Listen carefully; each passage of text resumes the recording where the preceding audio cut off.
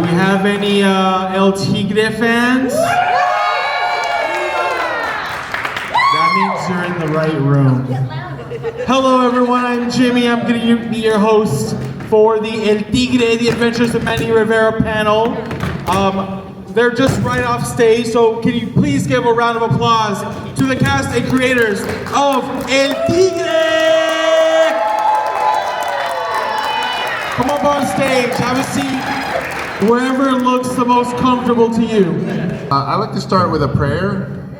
Fuck ice. Yeah! Okay.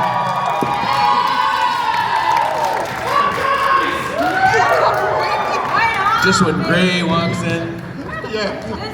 Yeah, that was for you, Gray. Amen I didn't to fuck that. ice. I didn't fuck ice.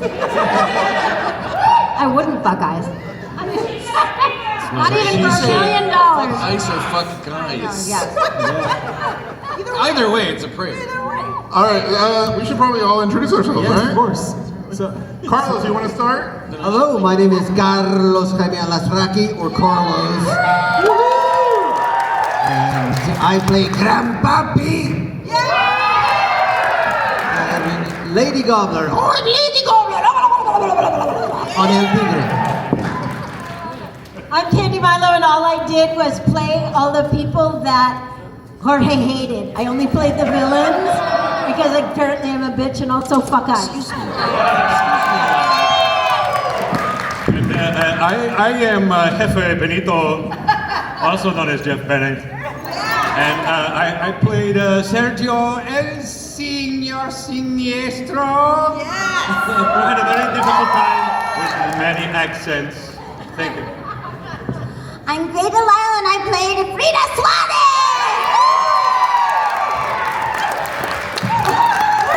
I'm Ubach, and I play El Tigre!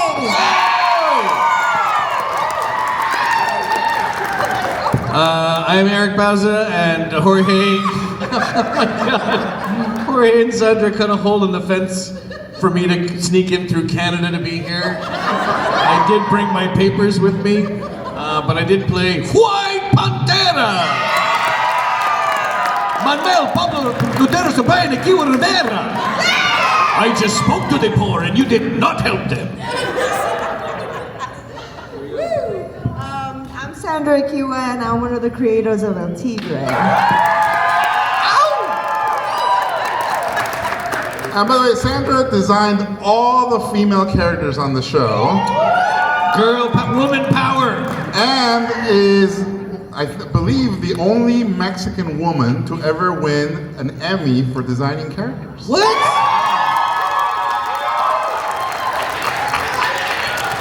Take that, Good ice! news. I'm Jorge Gutierrez. I'm Sandra's husband. All right, so that's it. Yeah. Thanks for coming. Amazing, talented Thanks for folks driving that to we have Pasadena. up here, all playing some amazing characters, writing some amazing characters, creating them. But speaking of creating, I have a few questions for Jorge and Sandra. It's a very difficult question. No, I'm kidding. It's the creative process. It can be different for everybody, right? What might inspire you might not inspire someone else.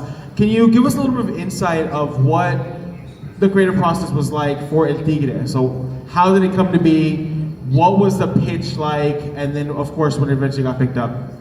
I think that one of the things that really inspired us was just our childhood. You know, like what we were experiencing, what we had that inspired us as kids, situations that we found ourselves in, and both Jorge and I had very, very, very colorful lives growing up. Also, like a culture, obviously, people we met, people we knew, and just putting it all together and finding amazing voice talent that could breathe life into them in the end. It just, that's what created it.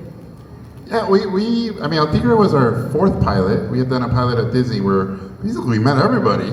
And Cartoon Network, Warner Brothers, and then another Disney one. So El Tigre was our fifth one. And I remember being told, if this one doesn't go, you guys are getting deported. And everybody laughed ha ha ha, and I was tears, ha. And I remember we said, what we found in our work was that when it was based on something real, it really resonated. And it became really universal. So El Tigre, for those of you who've seen it, El Tigre is a kid who has a dad who's a superhero, White Pantera, a grandpa who's a supervillain, Puma, Loco, and he's born with the power to be good or evil. He's gonna be a hero or villain. Best friend is Frida, a crazy girl who wants to be a rock star. In real life, what was happening with our lives was, I'm originally from Mexico City. My dad was an architect. My grandfather was a general in the Mexican army. I would go visit my dad as a little kid, and this was before computers, so he would draw all day, and I would show up and put a piece of paper in front of him and go, draw me a robot or a dinosaur, and he would just draw it, give it to me, and then keep working. And I said, oh, my dad has superpowers, he can draw. And then his office was all natural light. I remember the carpet was white, which seemed insane to me. And I would go visit my grandfather, and his carpet was red in his office. And guns are illegal in Mexico. And his walls were covered in guns. And he was always on the phone, and he was always yelling at somebody, or talking sweet nothings to ladies that were not my grandma. And he would disappear. And so I thought, oh, my grandfather's a supervillain. So my aunts would grab me by my giant chubby cheeks and say, Jorgito, when you grow up, are you gonna be like your dad, an artist, or are you gonna be like your grandfather, a scoundrel? So that's where that came from. Sandra's dad was a doctor. She has 3 sisters who studied medicine. And so she was the black sheep of the family because she wanted to be an artist. And so obviously her parents hated me in the beginning because, so very much that relationship is in the show. And the idea with Frida is she wants to be a rock star. Her dad is the chief of police, her mom's the judge, her 2 sisters are police cadets. And so that whole dynamic came from our lives. Back then, you know, or mid-2000s, a lot of the female characters in cartoons were Hermione from Harry Potter. It was the nagging know-it-all girl. And we said, fuck that. Let's subvert that trope. I'm sorry I'm cursing to the kids in the audience. Tough world we're in. And we said, why don't we subvert that trope? And in real life, Sandra's kind of a bad influence on me. Like, we are both the little devil on each other's shoulder, and so we would always joke, if Manny steals a car, Frida would say, let's blow it up. So that's where the show came from. So the executives were like, never tell those stories. But we love this. I think towards the end, though, I think we could have totally done it. And then, you know, a lot of people, the way a lot of these things happen is, once you meet actors and actresses that are doing this incredible work in other shows, when we draw, we go, you know who would be cool to voice this character? And we pretty much cast you guys. There was no, I know they did fake auditions, but we kind of cast you guys from the beginning. Yeah. And I literally, Alanna was like, hey, Timo Supremo, like, I love that. Like, literally, we knew you guys. Eric was an artist on Ren and Stimpy when we met him, and he did Scratch for the pilot. I was a janitor at Smuggle. I wasn't an artist, I was just the caretaker. But yeah, we recorded the pilot illegally at a Nickelodeon boardroom. All good things start illegally, is what we learned. Yeah. Very, very bad example of this show, you know. Canadians taking over these roles. So what was super weird was we you know, Rodolfo Rivera, White Pantera, is a Mexican dad. And it was really hard because we fell in love with Eric's version of it. Well, you had pitched me Ricardo Montalban. Yeah. That was the initial voice that we did was a Ricardo Montalban impression. If you are a fan of Fantasy Island or the Naked Gun series, he was the bad guy in that.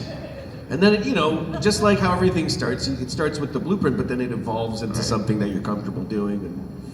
And we recorded you on a cell phone, and we put that in the pilot. That was in the pilot. And we got in huge trouble because we didn't tell anybody. And then it tested Except really now. well. Yeah, except now. Group live stream the part. Dun. Oh yeah, exactly. And so I remember being in a meeting where they said, are you fucking telling us, this, they cursed too, by the way, that we can't find a Mexican voice actor in all of Los Angeles, and you had to get a Canadian, A Filipino Canadian. And I was like, Filipino. You know, it's worse than just being Canadian. And they're like, Canadian. Filipinos are not Latino, and I was like, what? They were raped by the Spaniards, just like us.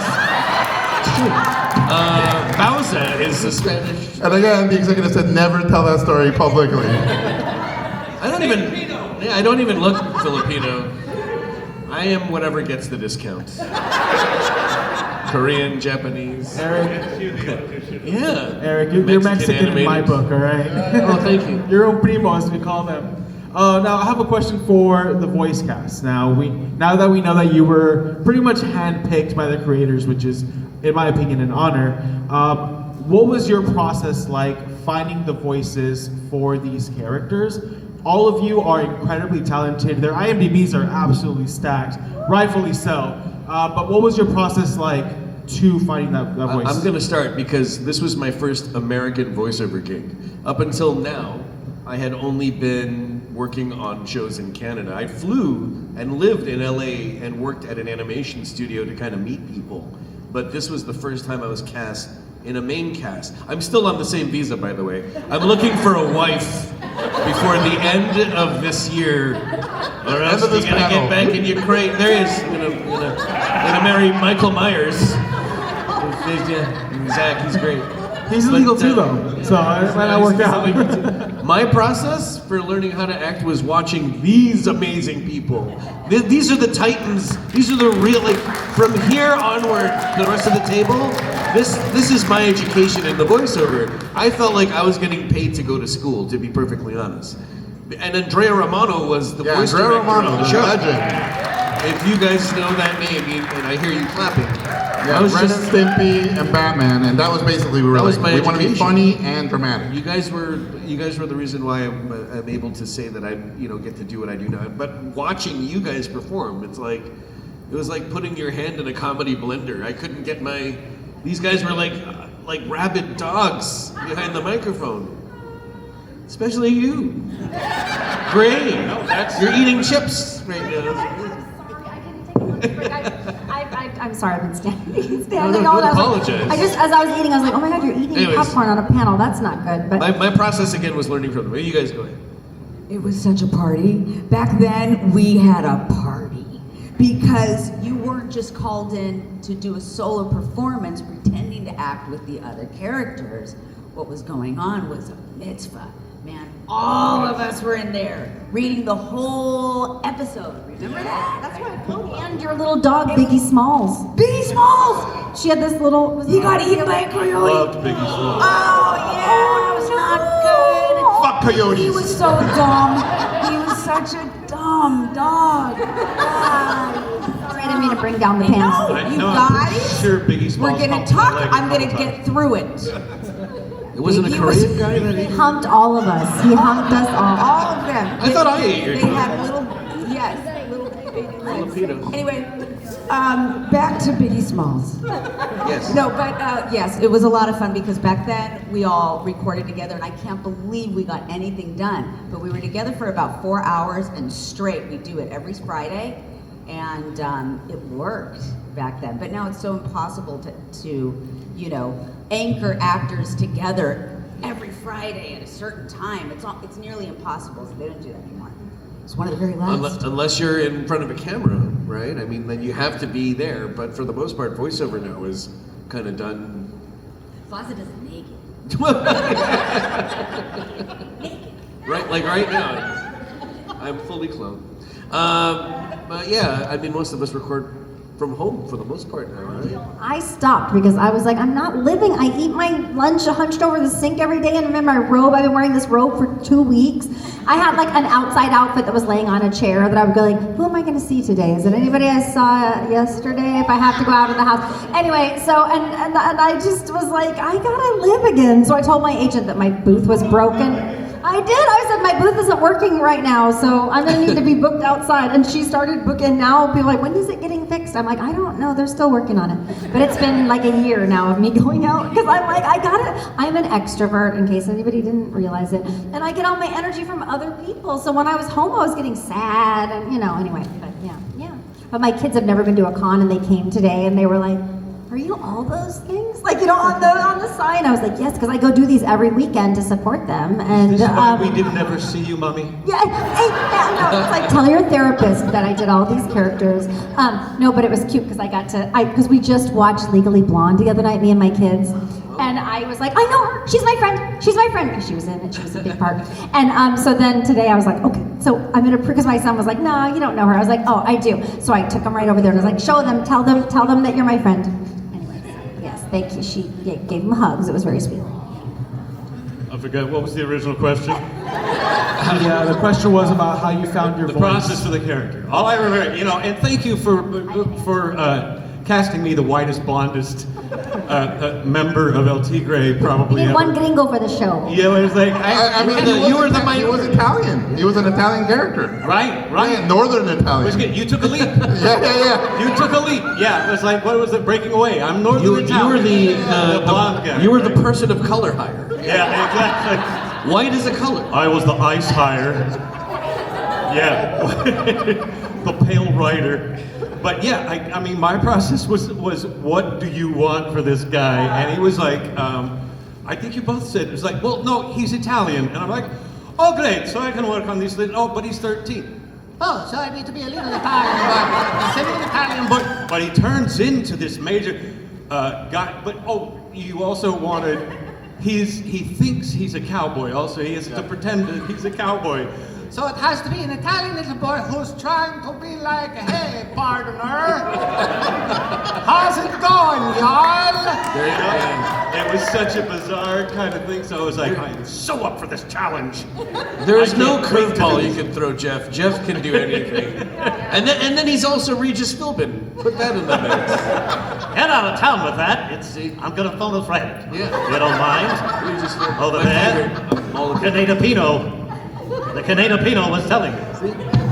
telling But me. yeah, I mean, it was such a joy to work with this cast, and we were all, you know, I always say, had we known that COVID was coming and we'd be broken up and we'd only be recording at home or individually in the studios, I think we would have had more B-roll that we would have kept, because there was always a great show behind the show.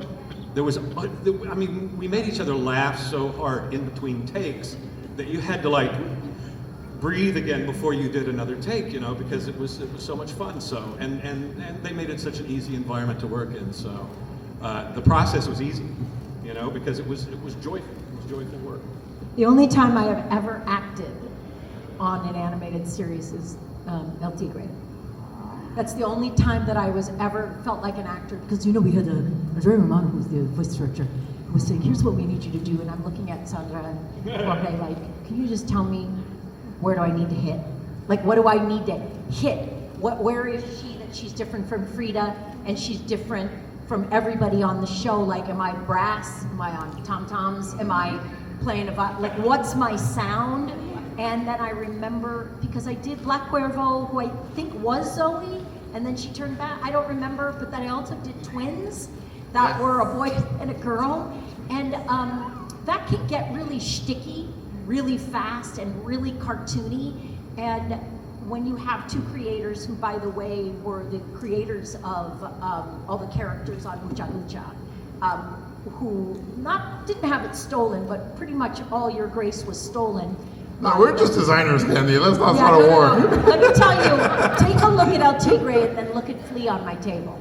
And then tell me if Sandra didn't draw that. Tell me if Jorge didn't draw that. It's the same. Spicy takes. Yeah, and then colorist, it's very Mexican, it's very El Tigre. And that's when I first met the team. And I will say that it's very difficult, because when I worked with you, the first time it was somebody else, and then it was you voice directing. And it was much easier because it was the first time I'd ever been given plot points.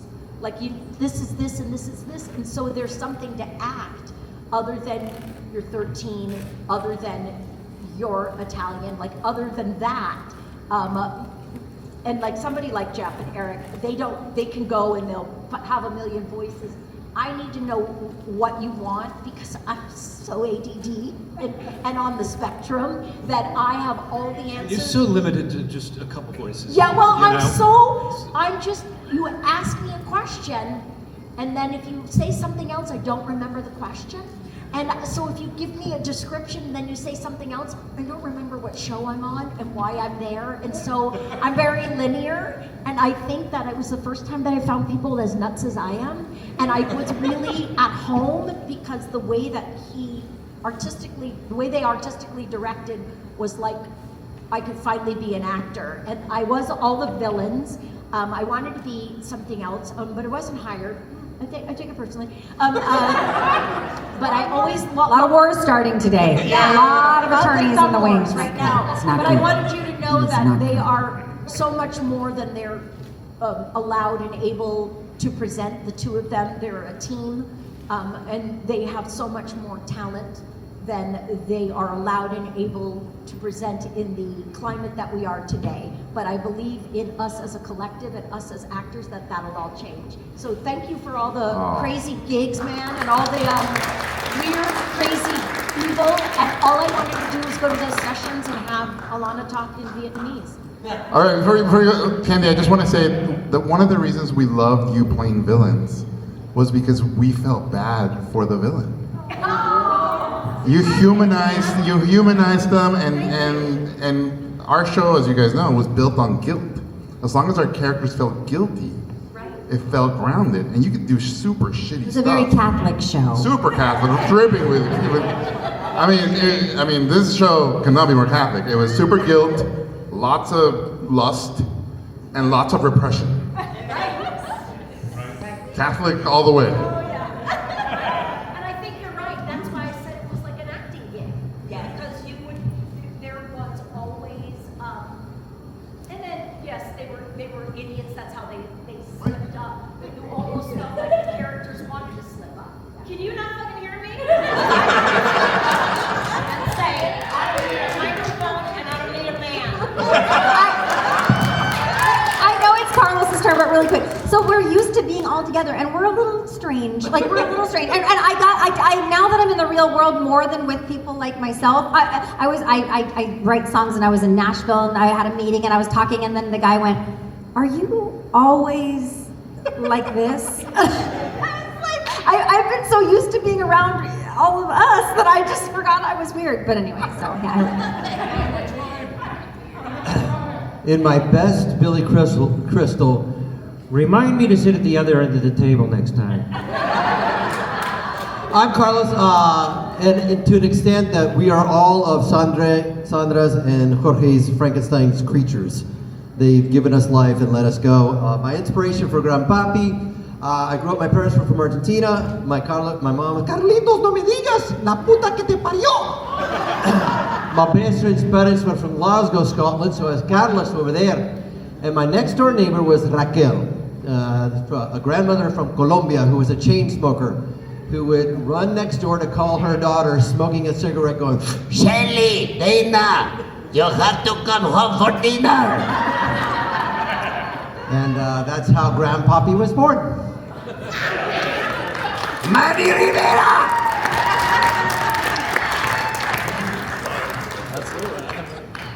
All right.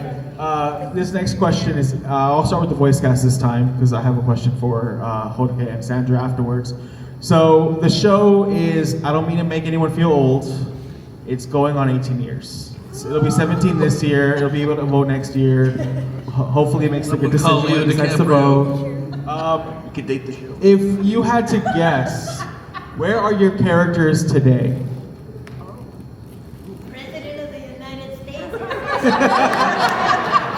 demons are President of the United States. Grandpapi is running the mechanical bull at the Saddle Ranch on Sunset.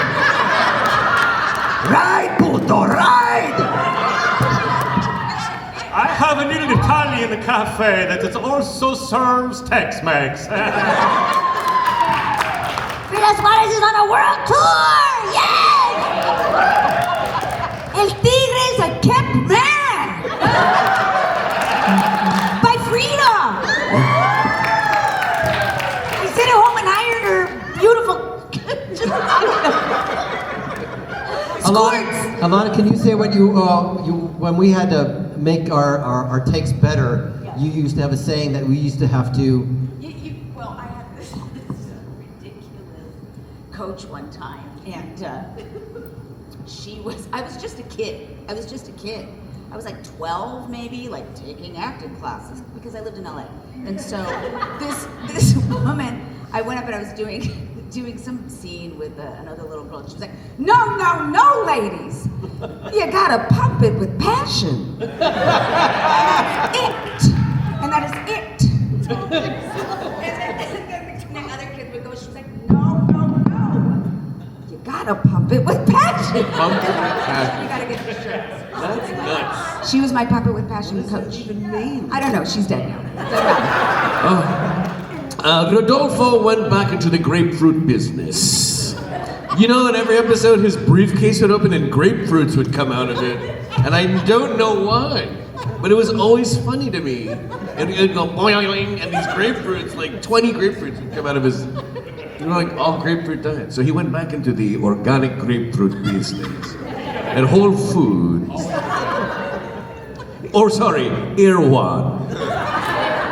They are $50. All right, I'm gonna spoil that joke because it got a lot of laughs, and the studio was always like, "What does this mean?" And we're like, "Oh, it's just funny." It really was a commentary on Mexican guys selling oranges on the freeway, and White Pantera wouldn't do that because he would think oranges had too much sugar. So he was trying to convince them to do grapefruits. I love grapefruit humor. So that was the joke, and I've learned more on this panel about the show than You have to pump it with passion. So, Jorge, Sandra, as the co-creators of the show, can you confirm any of those theories for me? 1,000%. All right. Everything you guys have said. I'm going to spoil a bunch of stuff. It seems like the hardcore fans are here, so I'm just going to tell you. So 5 years ago, Nickelodeon and Netflix made a deal to make movies. So the El Tigre movie was in development. When the El Tigre movie was El Tigre from the future comes back to present day El Tigre, and he tells Manny and Frida, "You have to kill your dad and your grandpa to save the world." And Nickelodeon went, "No." And Lars von Trier said yes, and here we are! Surprise! But then Netflix said yes. Kill them all. Yeah, kill them all, right? So then that went away. Pump It With Passion makes so much sense. Pump it with, Well, we were gonna find out that he was lying. So of course, you can't trust you in the future. But the idea was you gotta kill the bad you to become the good you. Right. If you want to live, you have to die. So then, what was it? A year ago, Nickelodeon came and said we want to reboot the show, and we were going to start with shorts. We're going to reboot literally the show, and then they fired everybody. And then what was it? A month ago, I had written an email to everybody going, "So is the movie dead?" And 7 people in the email, 6 replies said this person no longer works here. The one person replied and said, "I'm still here. I'm still alive. Send pizza." El Tigre is still alive. So it's hanging on by a claw. So we're gonna will it with this panel. Yes. that person gets the go ahead, but we're ready to go. And obviously we hope you guys will want to dance in this spicy cesspool jacuzzi one more time. Yeah, if you guys want to see this project happen, let Nickelodeon know. Be very vocal about your love for El Tigre, because honestly, it's a great show. It's definitely a hidden gem. Your congressman. Yeah, right to your congressman. Because clearly those are the people that run the networks now. And it's on Paramount Plus. It came out today on Pluto TV, which is free. Oh, wow. And it's one of the most BitTorrent shows in the world. It was most watched on Napster, LimeWire. Very good, very I feel reputable. so bad for Paramount Plus because I won't get it, and my kids are like, "But you're on it." I was like, I don't care. We're not getting that. We've got Gonna get enough it. streaming crap. Anyway, so sorry, Paramount Plus. I hope you still hire me. Don't worry, Doc. Netflix is gonna buy everything anyways. I hope not. All right, one last question before we jump over to audience questions. Last question. This show, clearly, it's beloved. Are there any lines that stand out to you? For whatever reason, it could be your own line, it could be a line from a different character, just something that has stuck with you for however long it's been. Again, somebody came by, and I think I'm going to paraphrase. It's like, You make excuses. You give up. Like you have bad ankles and scurvy. something like that. I'm old, I don't remember. I just love yelling, Manny Rivera! that was my favorite line. Where somebody made me a bracelet, which I'm wearing, Black Cuervo. Yes, exactly. I love you. So, Natalie, so mine was, so are we not going to fight? For real? Because I have lasers. The strawberry.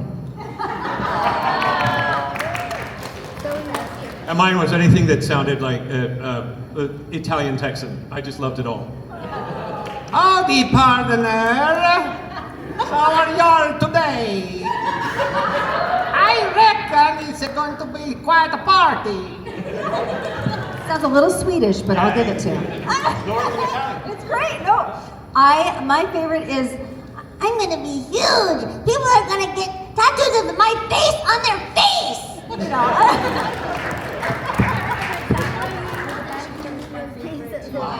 Oh, my favorite line. It makes its own coconut taffy.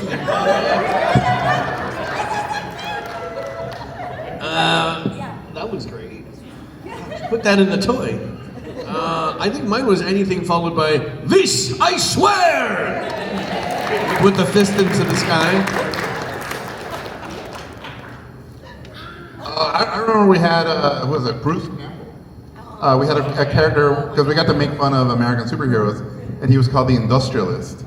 And we said, let's have him have lines that are condescending American people talking to Mexicans. And we still use it to this day, like, how you doing, muchicos?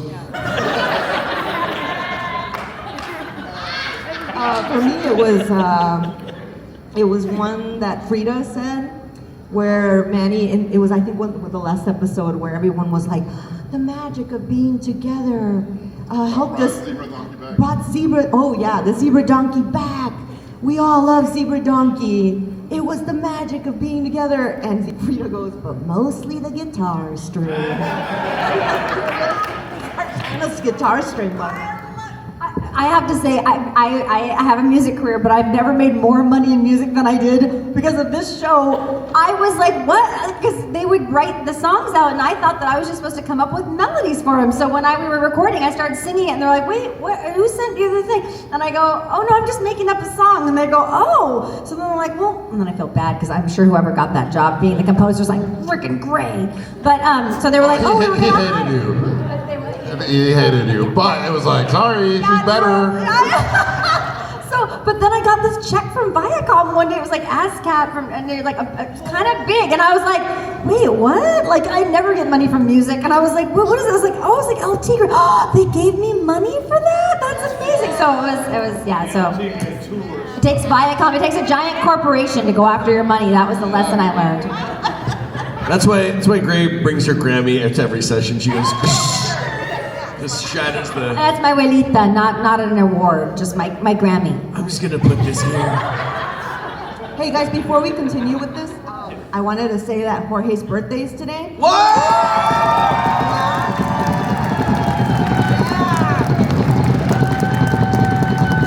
Ready?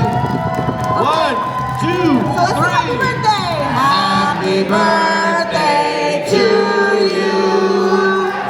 Happy birthday to you. Happy birthday, dear Jorge.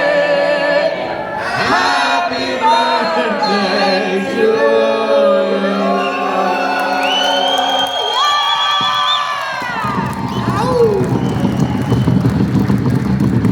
I turned 51, but I feel 49. Happy birthday. Thanks for that. So Gray's gonna get a check from Viacom for that performance. Yeah. Gray just wrote that song.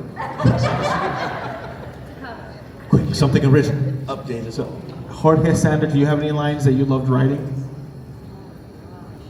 Specifically for the character? Yeah, for whoever you want. My favorite thing that got censored was the episode when we found out we got canceled. We made this crazy episode where we reunited everybody. Everybody basically came back for the last show. And the last line of the show was, "We're gonna live forever." And then the word canceled was supposed to stamp on them. Right. And we drew it and we got it all the way. We even like snuck past it. We animated it and then they caught it. Did they? Because back then you had to turn in the tape to air. And my thing was like, well, if we turn it in and it airs, what are they gonna do? Fire us? They already canceled the show. Let's go out with a bang, right? And they caught it. So it would have been that. I can't beat that, man. That's the best. That's awesome. Lines for just, you know what? It was just crazy fun writing whatever would come up. Plus, we had these amazing writers: Doug Langdale, Scott Kramer, Gimple. Yeah. So Scott Gimple. Can you imagine? Like, I would always see him sitting in the back of the room with a necktie on, and then his scripts were so extravagant and big and grand. And then what does he go on to show produce? The Walking Dead. He was the showrunner on The Walking Dead. Is the showrunner on The Walking Dead. Scott M. Gimple. Jeez Louise. yeah, so we had these really crazy, amazing, good writers. But as it was, when they wrote these things, you just couldn't wait to see what they were gonna do with them, because you knew it was gonna be amazing. You knew it was gonna be hilarious, and they always were like one after another. They were trying to like beat each other and one up each other to see, and that's what made it flow. So for me, it was everything. One of the magic things that happened on the show was a lot of these cartoons, the scripts are too long. And the first time when you want to cut these down, because time's running out, the jokes is the first thing that goes because the plot needs to make sense. So on this show, we were really militant that, and the writers hated us in the beginning, but we said the scripts have to be short so that there's enough room. And so every joke you guys had, every improv, because I remember you guys improv a ton. And especially in the room, once that magic started happening, and you know, we had DiMaggio in there, like it was crazy. We would cut the show to the records. And what you guys saw on screen, well, a lot of times was not what was on the script, it was what you guys come up with. So that was the secret of the show, honestly, was you guys. I always tell voice actors, everybody who's trying to be aspiring, if you can make their script funnier, do it. Like, you know, ad-libbing, and not too much. You don't want to make it like, you know, where they're like, oh, this is so long. But I mean, if you have something that will make your audition funny, because I swear, I'm not any more talented than anybody. I really am not. But I always try to make things funnier, and I feel like, you know, people go, oh, maybe we'll hire her. She's already making our stuff In more other fun. words, you got to pump it with comedy passion. Yeah. Well, and then you fall in love with you guys, and then we start writing to your strengths. And go, oh, she did this thing and she did this side. Okay, let's literally write about that. And so it becomes this self-fulfilling machine of comedy. I had to give major props to Alanna's character, because Manny was our main character, right? And it's always really hard to write for the main character because he's always like the middle guy. We always said that with Jorge. So if you would have read Manny's lines, they were funny, but Alanna had to really like. We always said you had the hardest job of the show. It's so much fun. So there was my only voiceover gig that I ever had booked before El Tigre. El Tigre was for this little boy's voice in like some kind of soccer ABC after school special. You know, Oh yeah, super innocent. Health announcement, yeah. And the character was just like El Tigre. It was like, bananas, give me energy. Just what I need for soccer. And so when I auditioned for them, they started cracking up. I was like, they get it. Because I'm from Downey. Soy una mexicana. Y puertorriqueña, I know the lilt. So it was like, it comes from someone growing up speaking Spanglish with two immigrant parents. You get the accent down and you know a lot of little words here and there, but you're not exactly fluent. So that's what I just focused on the whole time, is this little boy growing up in that kind of. I remember telling you, like, it's like your kid from Timo Supremo went to Juvie, and you were like, got it. Copy that. Watch this. All right. So we're running a little bit close to end, but I will try to leave some room for questions. I just want to do a comment, and then I'm going to ask for a request, and then we're going to move on to fan questions. The comment is, thank you all for your work on this show, from the creative process to the performance. This show, I can promise you, changed at least one little brown boy's life. So thank you for that. And then the request is, Jorge said a prayer at the beginning of this panel. The request is, can you repeat that prayer in character for us? If you guys are catching what I'm throwing. All right, Carlos, you gotta start. I just gotta make it up, right? Yeah. No, what did you say? Well, I said, Well, dear guy in heavens, you know. no, the prayer. Wrong prayer, wrong prayer. Wrong prayer. Jorge said The a prayer at the was, beginning. fuck ice. You know what? La puta que te parió ice. Black Cuervo says, fuck ice. I say, fuck the ice, y'all. Frida Suárez says, ice can go fuck itself. 'Cause we're not gonna do it. La tuya, hielo. Se acabó. Now, because I am a superhero, and I should set a good example, I normally wouldn't say this, but fuck ice!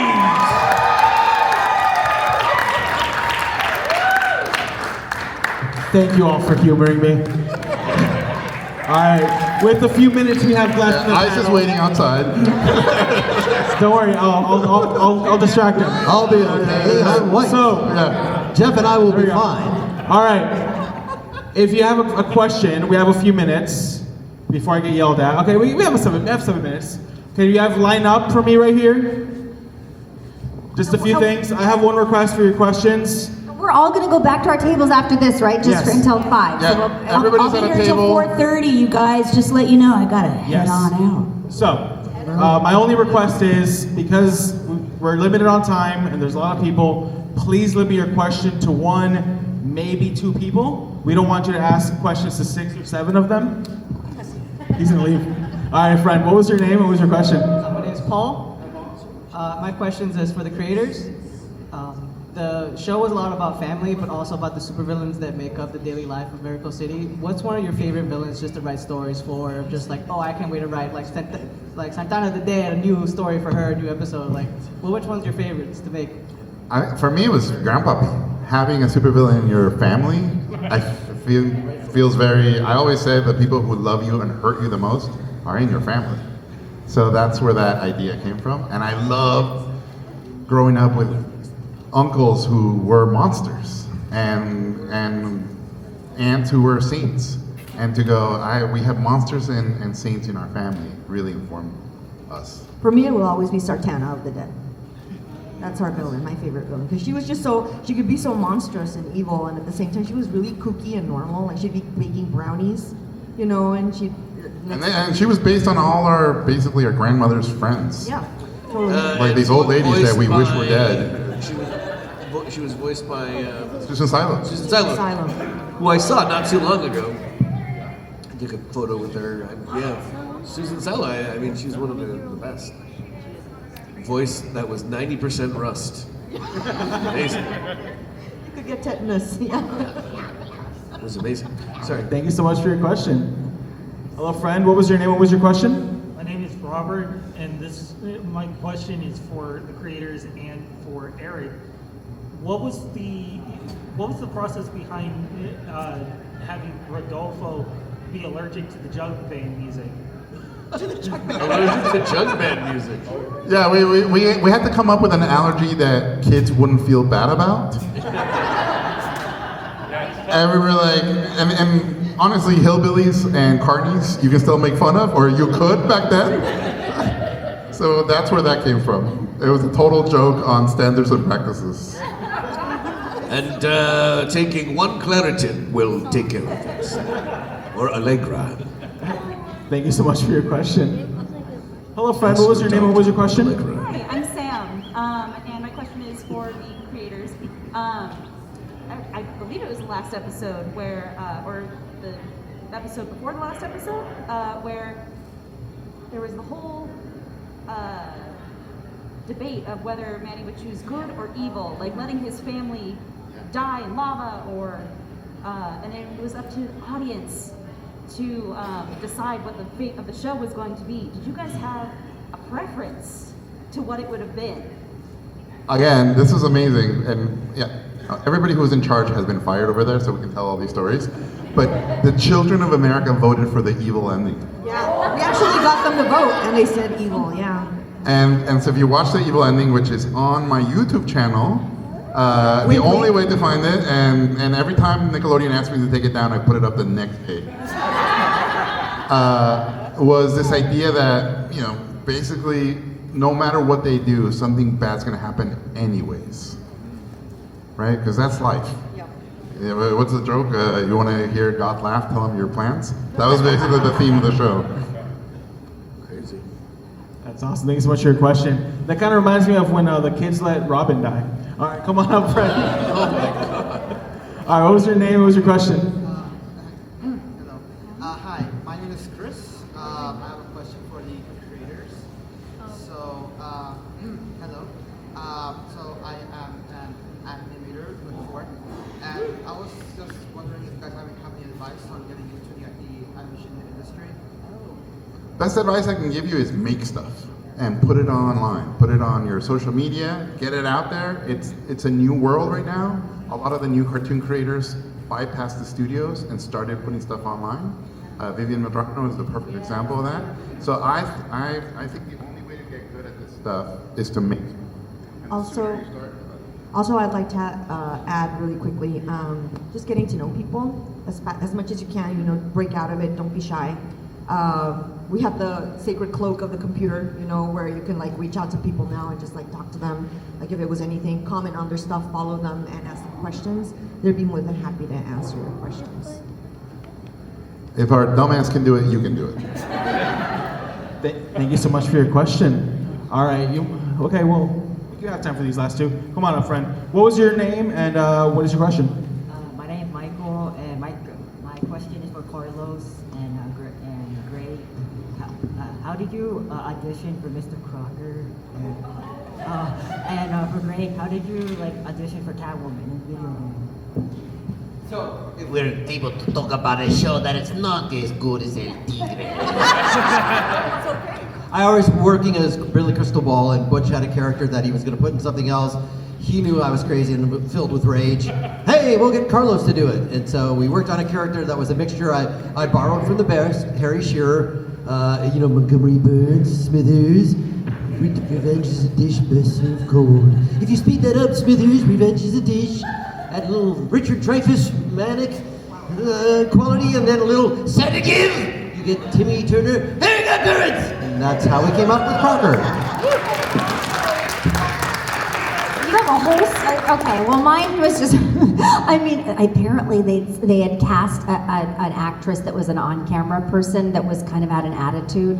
And so I know I don't know who it is. I think they may have Rhymes with. Yeah, I know, yes. But I just was driving and the director called me and said, are you anywhere near Warner Brothers Studios right now? And I was like, I'm on Pass Avenue, which was right by there. And she was like, can you get here right now? There's a huge thing and you'll be very happy when you get here. And I was like, okay. So I went straight in and I looked up at the screen and I was like, oh my God, is this Batman? She's like, yes, and you're Catwoman now. So I was a very bad kitty, and I just I love Eartha Kitt, and I also, love Julie Newmar, and I just tried to like mix those two up and do a little homage to both of my favorite kitties. Thank you so much for the question. Let me get that straight.